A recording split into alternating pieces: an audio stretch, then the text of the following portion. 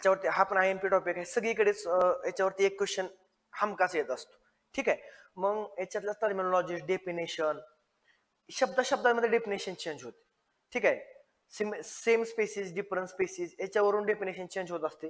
तर ते मुद्दे महत्वाचे नीट बघून घ्यायचे मध्ये. ठीक आहे, आता महत्वाचं टाइप्स ऑफ ब्रीडिंग.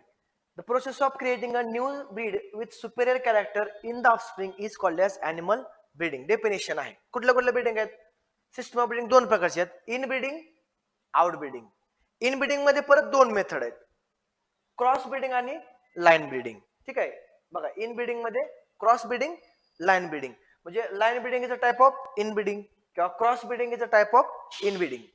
नंतर आउट क्रॉसिंग. आउट क्रॉसिंग मध्ये परत 4 पार्ट आहेत, outcrossing, cross breeding, species hybridization आणि ग्रेडिंग ऑफ. नंतर बघा क्रॉस ब्रीडिंग मध्ये परत क्रिस क्रॉसिंग, ट्रिपल क्रॉसिंग आणि बॅक क्रॉसिंग. ठीक आहे, असे होतात. आता वन बाय वन हे सगळे बघूया आपण, तुम्ही पॉज करून नंतर बघू शकताय.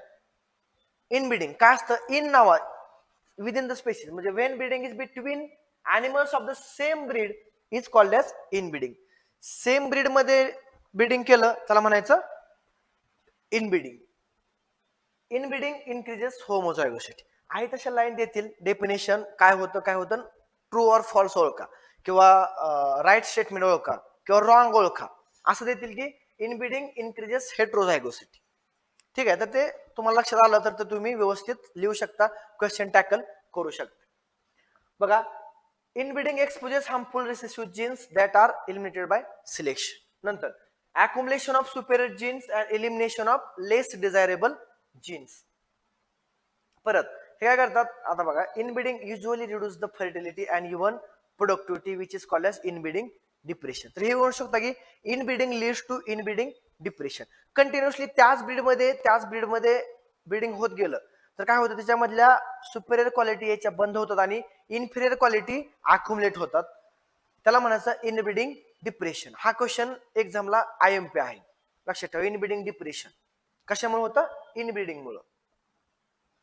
आता त्याचे टाइप बघू आपण. क्लोज ब्रीडिंग पहिला आणि क्रॉस ब्रीडिंग. क्लोज ब्रीडिंग म्हणजे काय असतं इथं?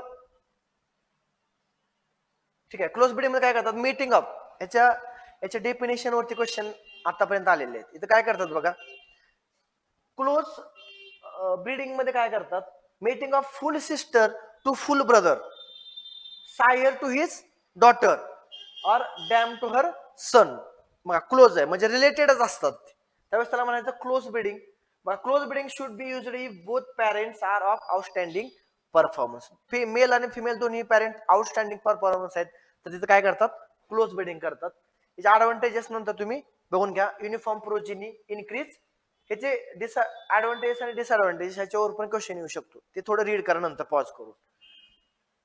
लँड ब्रीडिंग काय? एका लाईन मध्ये ब्रीडिंग आहे म्हणजे कसं? Land breeding means mating of distantly related animals. Close मध्ये काय होतं? क्लोज ब्रीडिंग मध्ये काय होतं? क्लोजली रिलेटेड होते. इथं काय ते डिस्टंटली रिलेटेड म्हणजेच काय? It is the breeding, sorry, it is a milder form of breeding. Milder म्हणजे काय?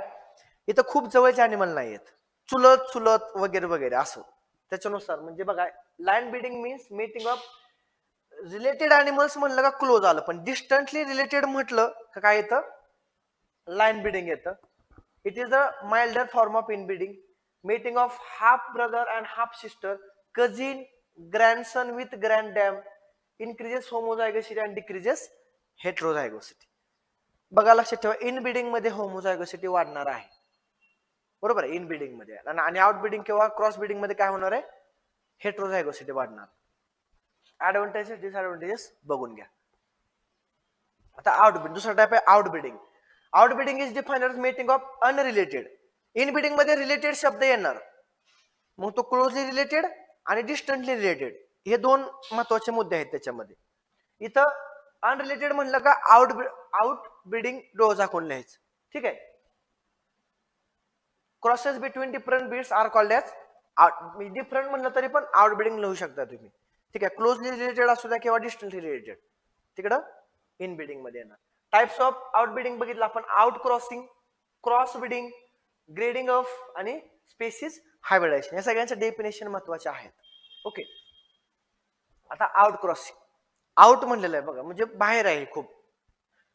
Mating of animals within the same breed but having no common ancestor. Breed same आहे पण इथं वंशावळ सेम नसते. खूप थोडक्यात म्हणजे अरेंज मॅरेज.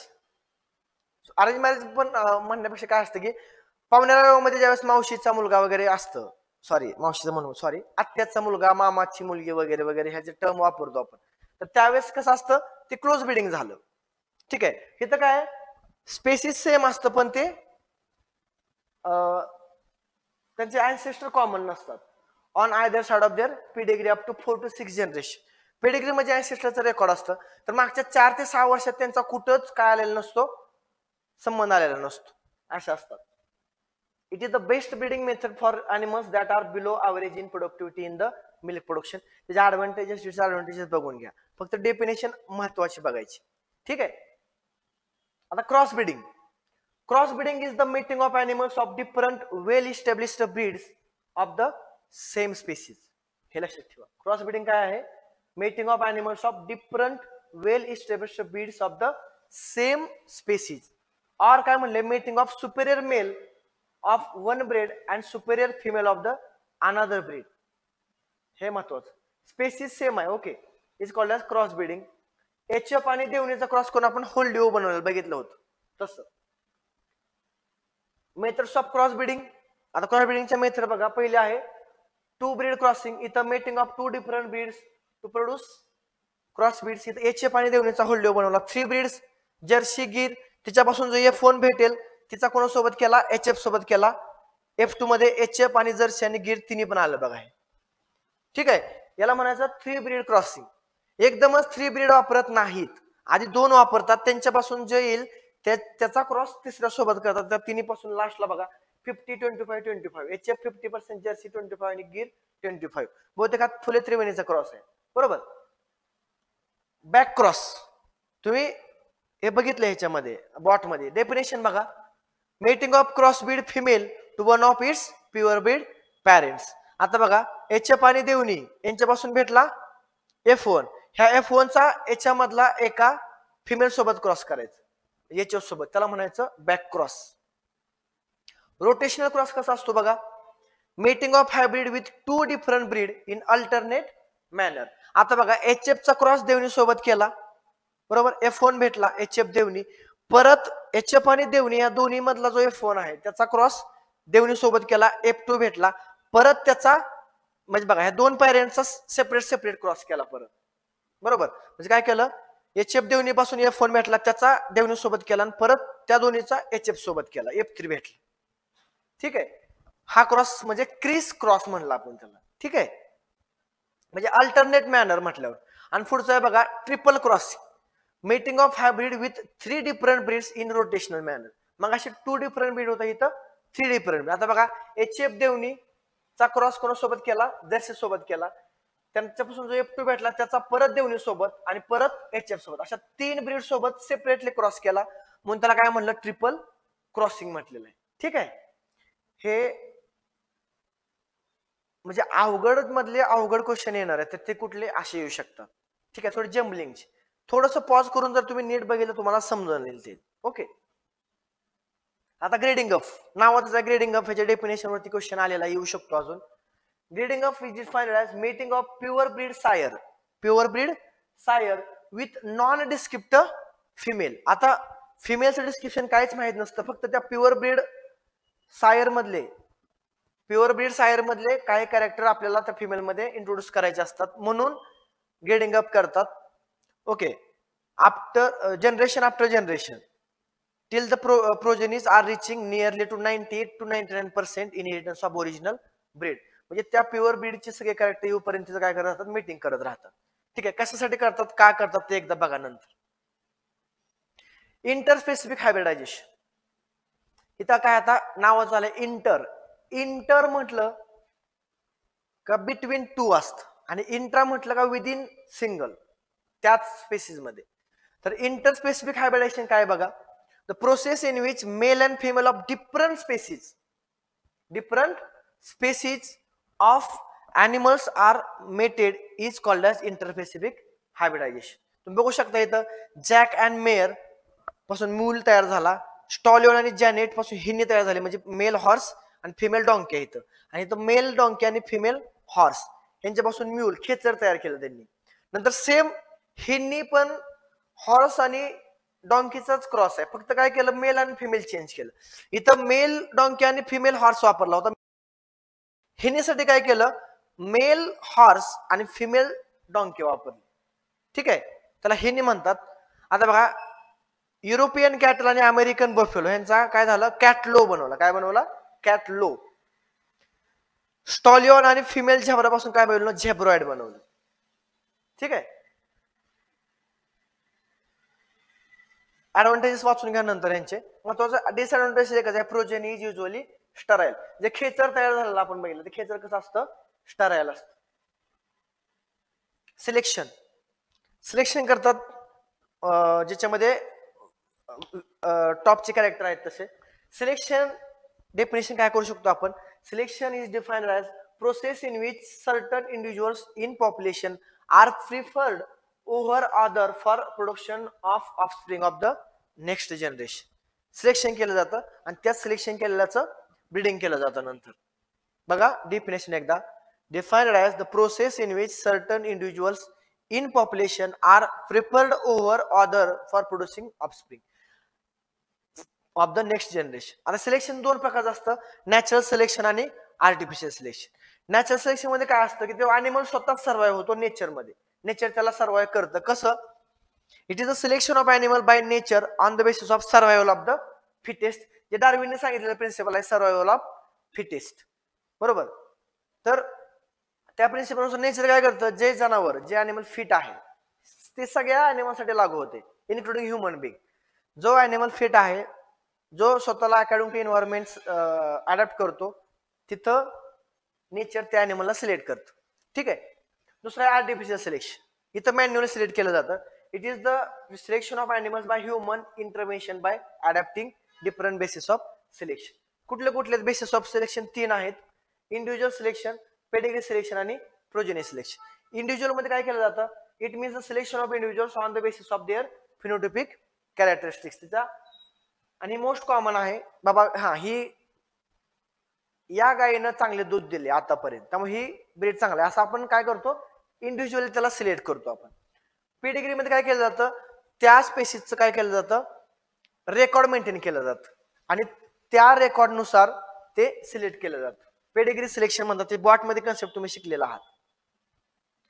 प्रोजेनी टेस्टिंग, इथे काय केलं, it means the selection of individuals on the basis of average performance of their progeny. त्यांचे जे ऑफस्प्रिंग किंवा प्रोजेनी असतात त्यांनी आतापर्यंत त्यांचं हे कसं आहे त्याच्यावरून ती ठरवली जाते. आता मेथड्स ऑफ सिलेक्शन परत काय आहेत, tandem selection, independent culling method आणि सिलेक्शन इंडेक्स मेथड. या मेथड आणि काय आहेत एवढं डीप नाही जाणार, पण तरी त्या मेथड एकदा नंतर तुम्ही रीड करून घ्या. त्याच्यामध्ये बघा सोप्या भाषेत सांगतो, टँडम मेथड मध्ये काय जातं, एक ट्रेट फोकस केला जातो, तो ऑब्झर्व केला जातो, त्याच्यावरून त्याचं सिलेक्शन केलं जातं. इंडिपेंडंट कलिंग मेथड मध्ये काय केलं जातं, few traits at a time काय केलं जातं ऑब्झर्व केलं जातं आणि त्यावरून त्याचं सिलेक्शन केलं जातं. आणि selection index method or total score method, इथं सेव्हरल ट्रेट्स म्हणजे मल्टिपल ट्रेट्स काय केले जातात ऑब्झर्व करून त्यांचा रेकॉर्ड ठेवून ती स्पेसिस सिलेक्ट केली जाते. ठीक आहे, हे झालं इनब्रीडिंग, सॉरी म्हणजे टोटल ब्रीडिंग. ब्रीडिंग वर एक क्वेश्चन महत्वाचे, ह्याच्या सर्व डेफिनेशन लक्षात ठेवा. ओके, आतापर्यंत डेफिनेशन वरती क्वेश्चन आलेला आहे, फक्त फिरवतात डेफिनेशन, पण आपण चुकायचं नाही. सर्व डेफिनेशन पुन्हा एकदा तुम्ही पॉज करून हे करा. ऍडव्हान्टेजेस डिसएडव्हान्टेजेस फक्त जस्ट रीड करून ठेवा. ठीक आहे. नेक्स्ट आहे रिप्रोडक्शन. रिप्रोडक्शनचं मेथड काय आहेत कसं आहे ते बघू एकदा. आणि इन व्हिट्रो फर्टिलायझेशन.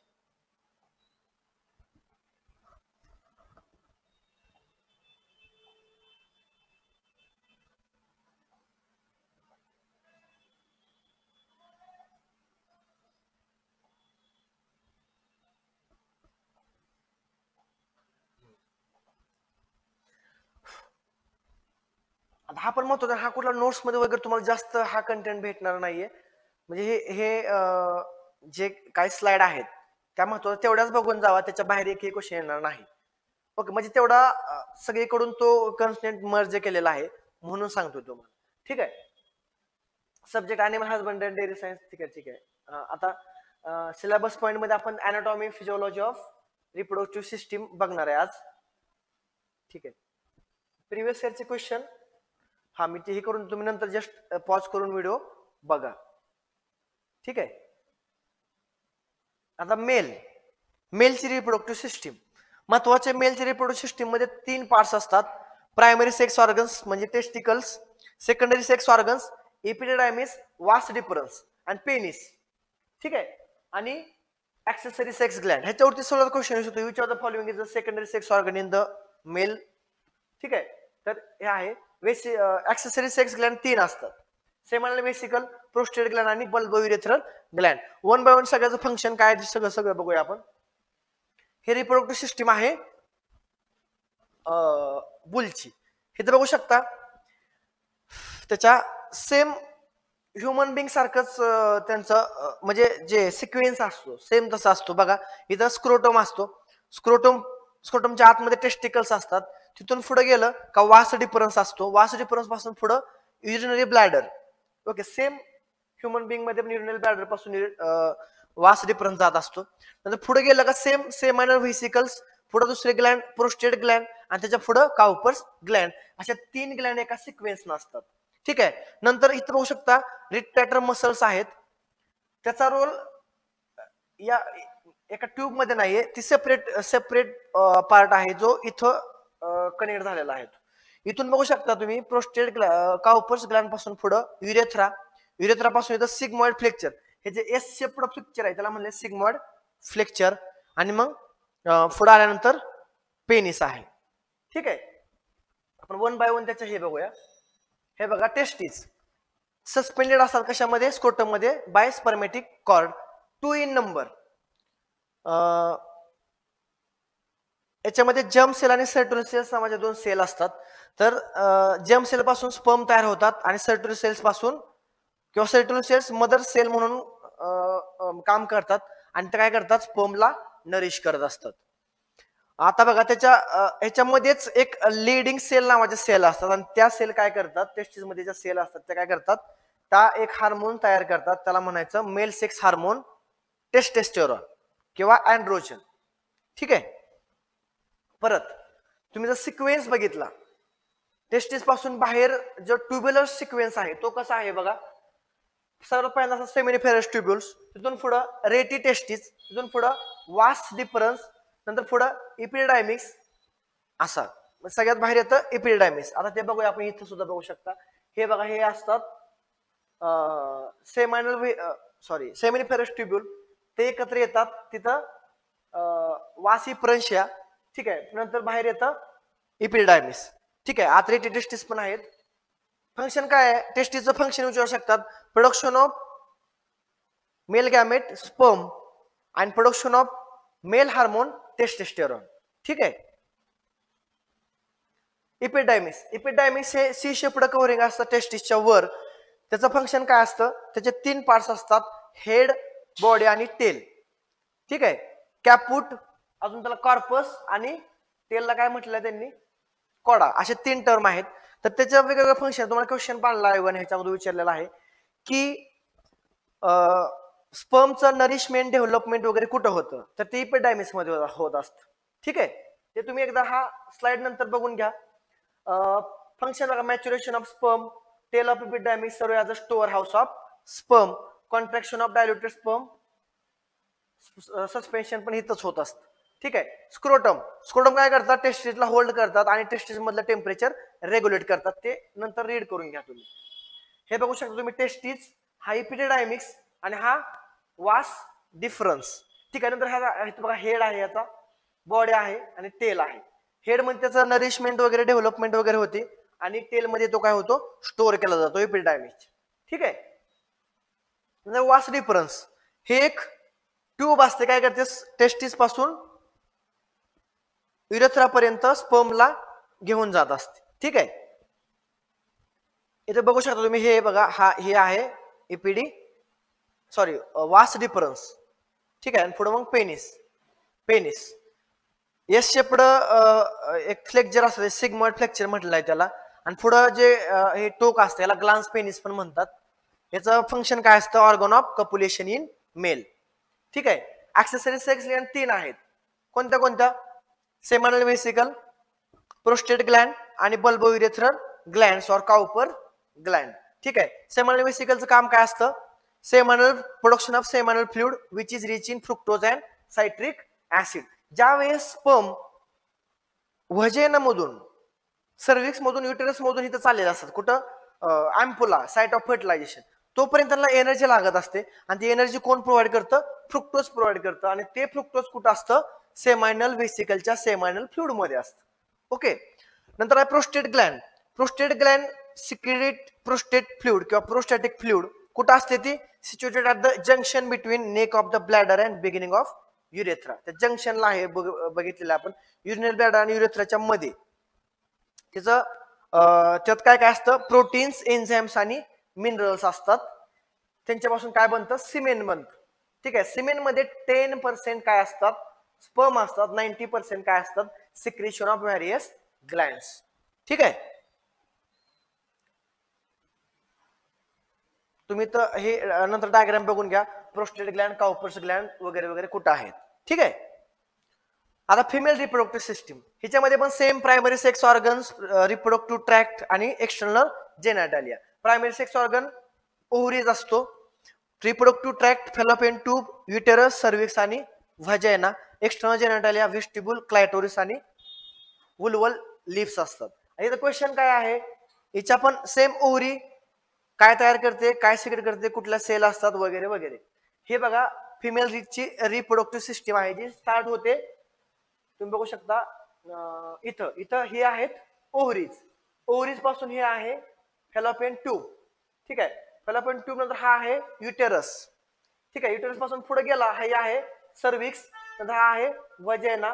ठीक आहे. आणि इथं असतो ब्लॅडर.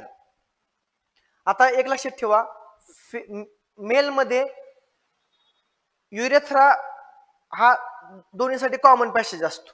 कशासाठी? स्पर्म साठी आणि युरिन साठी, म्हणून त्याला म्हणतात युरिनोजेनाटल ट्रॅक्ट. पण फिमेल मध्ये 2 सेपरेट ट्यूब्स असतात. युरेथ्रा वेगळा असतो आणि ओपनिंग ऑफ युटेरस वेगळा असतो. ठीक आहे. आता ovary situated in pelvic cavity आणि consist of number of primordial follicles. किती असतात? 75,000 ते 3 लाखापर्यंत प्रिमॉर्डियल फॉलिकल असतात at the time of birth. म्हणजे नवीन तयार होत नाहीत. ऍक्च्युली जे बर्थ पासून असतात तेच महिन्याच्या महिन्याला डेव्हलप होत असतात फक्त. Okay. The follicles reach maturity through successive development stages as primary follicle, growing follicle आणि mature graphene follicle. त्यांच्यापासून ओहम तयार होतं. ठीक आहे. फंक्शन काय मग त्याचं? महत्वाचं ओव्हरीचं फंक्शन असतं प्रोडक्शन ऑफ ओव्हा और egg by the process of oogenesis. आणि दुसरं महत्वाचं production of hormone oestrogen. Production of hormone oestrogen, this is the female reproduction hormone which develop secondary sexual character in female called as estrogen. Progesterone is a pregnancy hormone. Progesterone is pregnancy hormone secreted by corpus luteum formed from empty graphene follicle. ठीक आहे. म्हणून प्रोजेस्टेरॉनला काय म्हणतात? Pregnancy hormone पण म्हणतात, लक्षात ठेवा. परत आहे फॅलोपियन ट्यूब. फॅलोपियन ट्यूब काय करते? Fallopian tube transfer the ovum from ovary to uterus. आणि त्याच्यामध्ये अँपुला नावाचा पार्ट आहे. Ampulla is site of fertilization. तिथं काय होत असतं? फर्टिलायझेशन होत असतं, म्हणजे स्पर्म आणि ओव्हमचं फ्युजन होत असतं तिथं. ठीक आहे. त्याचे 3 पार्ट आहेत, इन्फंटेबुलम, अँपुला आणि इस्थमस. इन्फंटेबुलम असा फनेल शेप्ड असतो, त्याला मिडल ओपनिंग असतं, तिथून ओव्हमची एंट्री होते फॅलोपियन ट्यूब मध्ये. ठीक आहे. Ampulla is a site of fertilization, middle thicker part असतो, तिथं फर्टिलायझेशन होत असतं. इस्थेमस जॉईनिंग असतं युटेरसचं आणि फॅलोपियन ट्यूबचं. ठीक आहे. हे सगळं फर्टिलायझेशन अँपुला मध्ये होतं आणि transport of sperm to the site of fertilization, हे सगळे फंक्शन आहेत फॅलोपियन ट्यूबची. हे बघू शकता, ही आहे ओव्हरी, आहे सगळी फॅलोपियन ट्यूब. हा पुढं साईडला युटेरस असतो, इथून स्टार्ट होते बघा युटेरस असा. सर्व्हिक्स, वजाना आणि ओपनिंग ऑफ युरेथ्रा आणि बाहेर एक्सटर्नल जेनेटल कॉल्ड एज हुलवा. ठीक आहे. युटेरस सॅक लाईक स्ट्रक्चर, त्याला गर्भाशय म्हणतो आपण. It is hollow elongated musculo membrane आणि वाय शेप्ड सॅक असते. It consist of short body and 2 horns. Body असते आणि साईडला 2 हॉर्न्स असतात, ते बघितलं आपण. ऍक्च्युली हे बघा लोकेटेड असते पेल्विक कॅव्हिटीमध्ये. कधी? ज्यावेळेस नॉन प्रेग्नंट असते काऊ. आणि नंतर प्रेग्नन्सी मध्ये कुठे येते? ऍब्डॉमिनल कॅव्हिटी, ऍब्डॉमिन मध्ये येत असते. ठीक आहे. फंक्शन काय आहे तिचं? Implantation of embryo, nourishment of embryo आणि रेग्युलेशन ऑफ इस्ट्रस सायकल. तर इस्ट्रस सायकल ही युटेरस मध्ये रेग्युलेट होत असते. युटेरस मध्ये जो एंडोमेट्रियम असतो, एंडोमेट्रियम लेअर, त्याच्यातून जो ब्लिडिंग होत असतं त्याच्यापासून मेन्स्ट्रुअल फ्लुइड तयार होत असतं. Okay. So regulation of estrus cycle by secretion of prostaglandins. cervix, neck of the womb, lies between uterus and vagina. It remains closed during pregnancy and estrus. However, open during estrus and parturition. Function काय त्याचं? Storage and transport of sperm, secretion of mucus. असं विचारलं की sperm कुठे deposit केले जातात mail कडून? तर सर्विक्स मध्ये तिथे स्टोअर केले जातात. ठीक आहे. महत्वाचं म्हणजे ऍक्ट ॲज अ बॅरियर. बाहेरच्या गोष्टी युटेरस मध्ये एंट्री न करून द्यायचं काम कोण करत असतं? सर्विक्स करत असतो. ठीक आहे. Vagina. Vagina is a part where sperm are deposited. ठीक आहे. याचं फंक्शन रीड करून घ्या नंतर तुम्ही. इस्ट्रस सायकल, याचे महत्वाचे कुठली लॉंगेस्ट आहे, कुठली हे आहे ते हे केलं जातं. इस्ट्रस cycle, pattern of estrus cycle 3 group मध्ये हे आहे बघा. मोनोइस्ट्रस, पॉलिइस्ट्रस आणि सीझनल. मोनोइस्ट्रस मध्ये काय होत असतं? 1 इस्ट्रस सायकल असते वर्षामध्ये. पॉलिइस्ट्रस मध्ये काय असतं? Female exhibit regular इस्ट्रस cycle. आणि सीझनल पॉलिइस्ट्रस तिथं ते सीझनल ब्रीडर असतात. ठीक आहे. ते नंतर रीड करून घ्या तुम्ही. मग आता हे जरा काय महत्वाचे हे मुद्दे करून घ्या. इस्ट्रस cycle comprises 2 distinct phases and 4 phases 2 असतात आणि स्टेजेस 4 असतात. फॉलिक्युलर फेज आणि ल्युटियल फेज. फॉलिक्युलर मध्ये 2 स्टेजेस असतात, प्रोइस्ट्रस स्टेज आणि इस्ट्रस स्टेज. ल्युटियल फेज मध्ये मेटाइस्ट्रस स्टेज आणि diestrus stage. Stages of estrus cycle: proestrus, estrus, metestrus आणि डायइस्ट्रस. ठीक आहे. डेज रिक्वायर्ड बघा. Day 0 is considered estrus and day 1 to 5 are metaestrus. 7 to 6 ते 17 मध्ये डायइस्ट्रस 12 दिवसाचे असते आणि 18 ते 20 मध्ये प्रोइस्ट्रस असते. ठीक आहे. प्रोइस्ट्रस स्टेज बघा. Initial stage. इस्ट्रस stage is the period of heat. हे महत्वाचं. किती वेळ असतो तो? Around 24 hours. मेटाइस्ट्रस 2 ते 3 दिवसासाठी असते. डायइस्ट्रस लास्ट फॉर 15 डेज. म्हणून असं विचारलं की लॉंगेस्ट फेज कुठली किंवा लॉंगेस्ट स्टेज कुठली, तर डायइस्ट्रस असते. ठीक आहे. इथं we have completed breeding and reproduction.